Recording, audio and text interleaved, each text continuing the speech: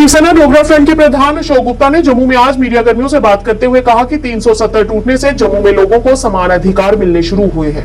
जम्मू के लोगों के साथ अब समांतर व्यवहार किया जा रहा है, जबकि पहले जम्मू वासियों को इसका कुछ भी लाभ नहीं मिल पाता था, इसलिए अब समानता होनी शुरू हो गई है। इस दौरान उन्होंने कहा कि अब लॉ विभाग में यदि 8 पद निकाले गए हैं और उसमें अब जम्मू में भी 4 है और कश्मीर में भी 4 है।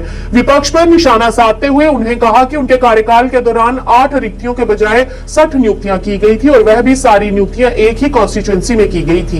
इस मौके पर उन्होंने अन्य भी कई मुद्दों पर प्रकाश डाला और प्रशासन से अपील करते हुए इसकी तय तक जाने की मांग की। लगने थे 4 कश्मीर के लगने थे, लगाए 60 पोस्टें, 8 तो लगाइया 60। कोई माई बाप है उन पोस्टों का? किसी को पूछा गया? किसी को पूछा किसी ने? कोई पूछने का प्रयास नहीं हुआ, कोई जिम्मेवारी नहीं थी।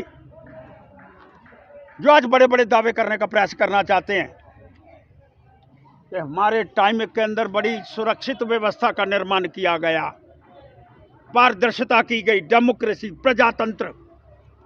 अरे तभी तो पत्थरबाज पैदा हुए, जिनके नाम लिस्टों के अंदर आने थे वो नहीं आए।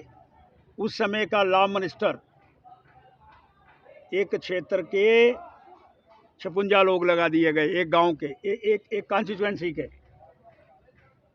ये प्रजातंत्र है, ये 370 है। तभी तो पत्थरबाज पैदा हुए, तभी तो उग्रवादी पैदा हुए, तभी तो उग्रवाद आया, तभी पाकिस्तान की इंटरफेरेंस हो गई, तभी हुर्रियत पैदा हुई।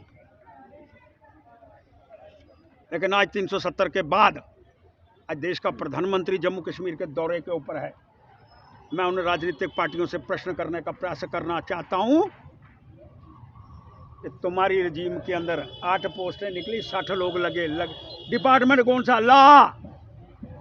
और श्रीमान चीफ सेक्रेटरी महोदय, श्रीमान एलजी महोदय, आपसे प्रश्न करना चाहता हूं, उन्होंने तो गुंडागर्दी करी, आज आप उन लोगों को उठा करके बाहर फेंकने का प्रयास करो। मैं लॉ डिपार्टमेंट कह रहा हूं, बंदों की लिस्ट भी अगली बार छाया करूंगा, जो बैकडोर अपॉइंटमेंट के माध्यम से जिनके इंटरव्यू नहीं हुए वो प्रमोशनें हो गई जी। वो deputy law secretary, backdoor appointment. कोई एक किसी व्यक्ति की बात नहीं कर रहा मैं। बड़ी बड़ी पोस्टों पर आज जो लोग बैठे हुए हैं वो बैकडोर अपॉइंटमेंट के माध्यम से लॉ डिपार्टमेंट के अंदर बैठे हुए हैं। मैं इंक्वायरी की मांग करना चाहता हूं। इंक्वायरी क्या है? पर्दाफाश है। मैं लिस्टें भी बाहर निकालूंगा, लिस्टें निकाल करके आपके सामने प्रकाशित करूंगा कि जो लोग कहते थे 370 हटने के बाद बाहर के लोग आगे, कहाँ आए यार? गुंडागर्दी आई, अपने भाई भतीजा बाद आया। एक मंत्री ने अपने परिवार के ही लोग लगा दिए, अपनी कॉन्स्टिट्यूएंसी के लोग लगा दिए। कहते हैं 370 के बड़े फायदे थे। ये था 370 और उग्रवाद पैदा हुआ, पत्थरबाज पैदा हुए। जब लोगों ने अप्लाई करा नौकरी नहीं मिली, उग्रवादी हो गए। जब लोगों ने अप्लाई करा, नौकरी किसी और को दे दी गई, नंबर 95%, उसको नौकरी नहीं मिली।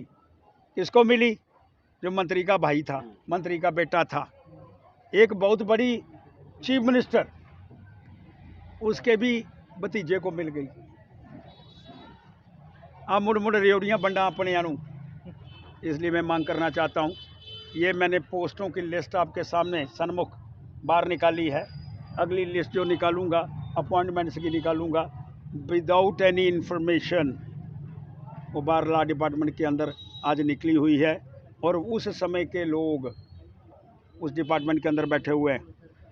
माननीय चीफ सेक्रेटरी महोदय डुल्लू जी, आपसे मांग करना चाहता हूँ, आप ईमानदार व्यक्ति हैं, आपकी कोई कसम उठाने का प्रयास नहीं कर सकता।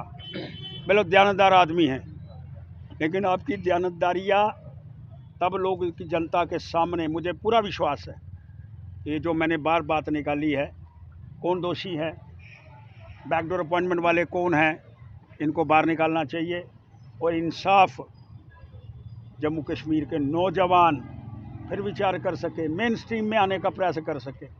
उन सियासतदानों ने जो आज कहते हैं चुनाव का दिन है, आया चुनाव, किस लिए चुनाव लड़ना? गुंडागर्दी करने के लिए? किस लिए चुनाव लड़ना है? फिर बैकडोर अपॉइंटमेंट करने के लिए? किस लिए चुनाव लड़ना है? लोगों के हकों को छीनने के लिए, नौजवान अधिकारियों को उनसे वंचित करने के लिए। कोई ज़रूरत नहीं है इस तरह का चुनाव लड़ने के लिए उन पार्टियों को जो इस तरह की बैकडोर अपॉइंटमेंट के अंदर शामिल है। इसलिए मांग करना चाहता हूं चीफ सेक्रेटरी साहब, उन सब लोगों को बाहर निकालो। नाम में आपको लिस्ट, अगली लिस्ट जब भेजूंगा तब भी आप सब लोगों को बुलाऊंगा कि चीफ सेक्रेटरी को मैंने लिस्ट भेज दी है भाई, ये बैकडोर अपॉइंटमेंट्स हैं।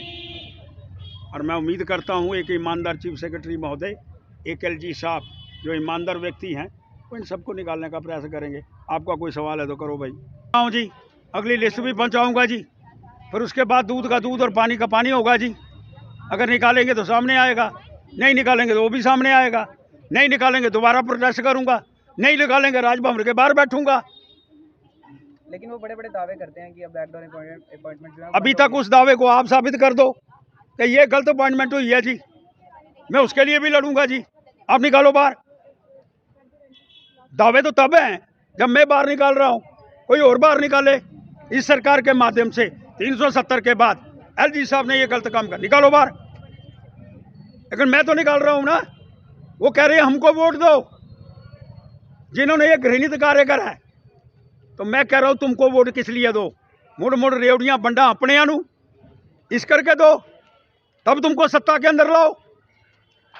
वो लोग सत्ता के अंदर नहीं चाहिए जो बैकडोर अपॉइंटमेंट के अंदर, भ्रष्टाचार के अंदर, गलत अपॉइंटमेंट्स के अंदर, बैकडोर अपॉइंटमेंट्स के अंदर शामिल है। आम जनता को उनका बाइकआउट करना चाहिए।